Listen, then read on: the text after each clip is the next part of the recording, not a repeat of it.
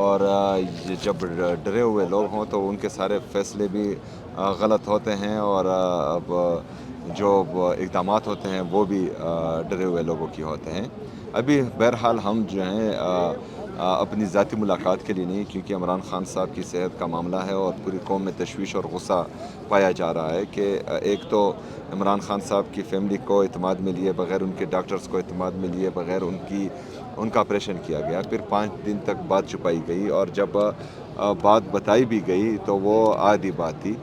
اور ابھی ان کے جو ذاتی ڈاکٹرز ہیں ان سے ملاقات بھی نہیں کروائی جا رہی، تو اس کے پس پردہ جو چل رہا ہے اس کے بارے میں ہمیں تشویش ہے، تو اس کے سلسلے میں ابھی ہم آئے ہیں، اور یہ انشاءاللہ ہم چاہتے ہیں کہ یہ ملاقات ہو۔ سر اب اگر ملاقات نہیں ہوتی، اب اڈیالہ کے بار بھی آپ درجنوں بار آ چکے ہیں اور سپریم کورٹ کے بار بھی آپ صبح سے یہاں پر موجود ہیں، تو سر اب اگلا عمل کیا ہے؟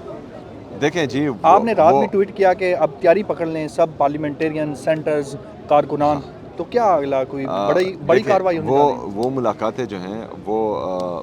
میری ہوتی تھی۔ آج جو ہم ڈیمانڈ کر رہے ہیں اور کل رات سے جو ہم ڈیمانڈ کر رہے تھے، وہ عمران خان صاحب کی صحت کے حوالے سے لوگوں کو تشویش ہے، اور اس کو ہم نارملائز نہیں ہونے دیں گے۔ اس کے لیے جو ہیں ہم ہر حد تک جائیں گے، اور اس کا جو ابھی سلمان اکرم راجہ صاحب اور لطیف کوسہ صاحب اندر ہی ہیں، وہ باہر آئیں گے، جب ہاں اور نہ میں جواب ہوگا تو لائے عمل پھر دیں گے انشاءاللہ۔